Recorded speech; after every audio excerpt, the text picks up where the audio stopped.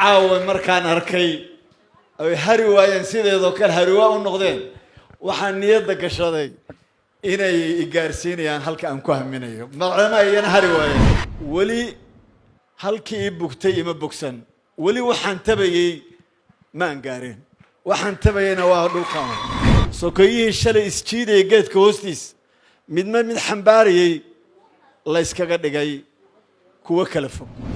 waqti adag ayaad qaadateen waqti ciriiriya ayaad qaadateen salaadiinta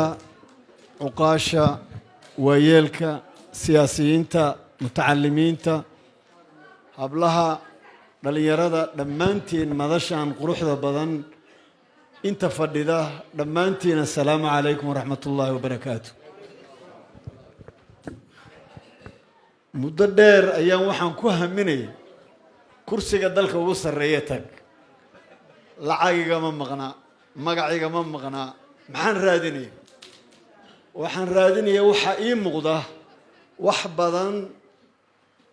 oo dalkeena loo qaban karo wax badan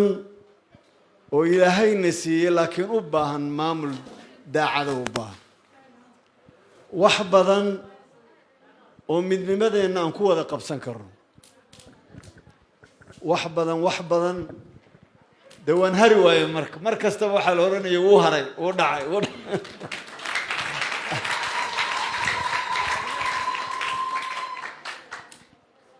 maantay waxaan dhex fadhiyaa saldanadii dalka waxaan dhex fadhiyaa sokeeyahaygii waxaan dhex fadhiyaa goobtan hadda aan joogo ragga qabanqaabadan sameeyey ayaa iyakoo odayaasha kale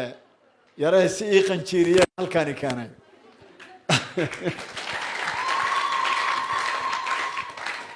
markaan ka baxnayna dhagax baa la qaado gaarigii baa laga jajabiyey caawa markaan arkay ay hari waayeen sideedoo kale hariwaa u noqdeen waxaan niyadda gashaday inay igaarsiinayaan halka aan ku haminayo macna ayana hari waayeen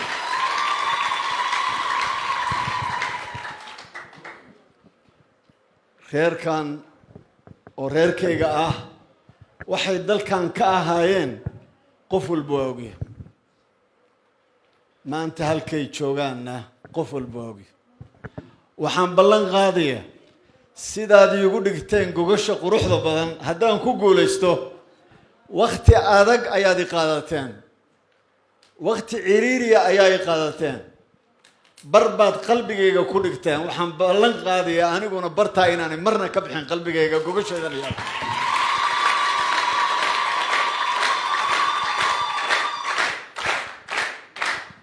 inanan adeer u ahay waxay tiri markaad gaartaan halkeenna ayaad saas noqon doontaan ma dhici doonto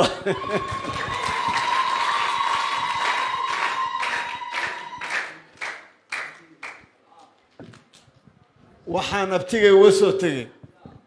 waxaan jabhadda la soo galay waxaan nabadayntii iyo marxalado adag dalkan la soo dabaashay waxaan maamulkiisa wasaarado culculus la soo daadiyey oo nabadgelyada ah haddana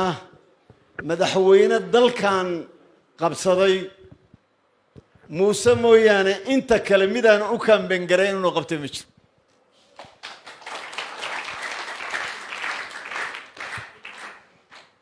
mar walbaba waxay iga ahayd qarankan dhaama malaha ka soo socda ayaa wada laakiin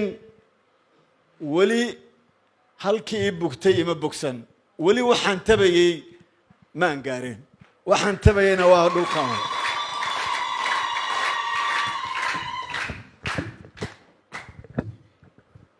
hooyadeen waxayna dhashay annako xora oo goormaana lagu adoonsaday 3 xisbi mooyaane wax kaloo jiri kara ma jiraan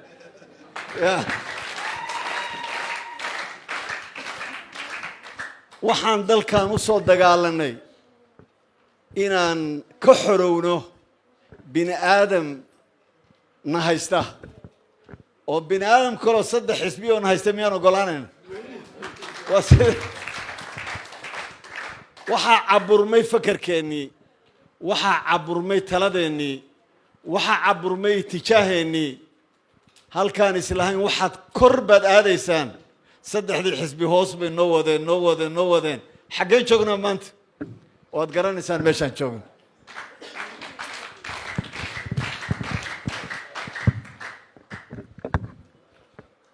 waxaasoo jida riyadaydu waxay ahayd maalin ka qurux badan ubadkiinu ha gaareen hablihiinu ha gaareen caafimaadkiina iyo biyihiina iyo noloshiina gaara waxbaa ii muuqda waxaanan ku kalsoonay inaanay dhalanteed ahayn ay run tahay in dalkaani qani yahay hadduu helo maamul wanaagsan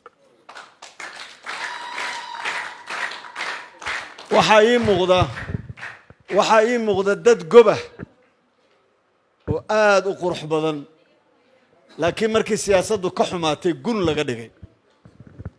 iyo kii isku jeestay buugga keliya akhristaan ay tahay guri walbaba guriga kale caydiisi ay tahay sokeeyihii shalay isjiidayay geedka hoostiis mid xambaarayay layskaga dhigay kuwo kala fog layskaga dhigay kuwo kala ardaya waxaan ballan qaadayaa midnimadooda inaan dib u soo celino haddaanu gaarno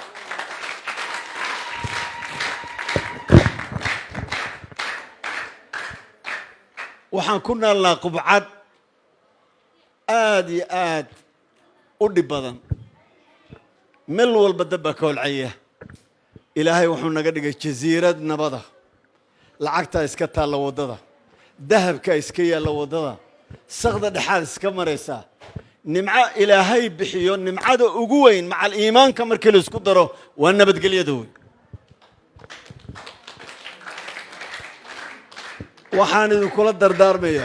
waxaan idinkula dardaarmayaa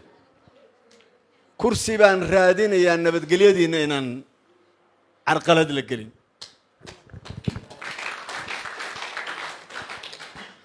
waan orday ilaah baa ogeyn saxaan u dhacay hadday doonto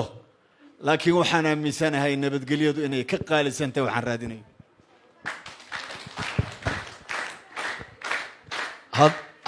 haddana waan dhacay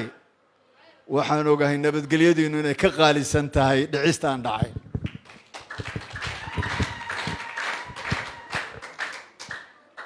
wanaaggaa iyo nafsigaa waxaan maanta ku kalsoonahay beesha aan dhex fadhiyo haddaa ay ta halkaa markaan joogay qalbigayga waxaan gashaday markaan arkay odaygu ka qaalisan yahay ee goobta ka hadlaya inaan caawa madaxweyne yahay wasalaamu calaykum waraxmatullahi wabarakatu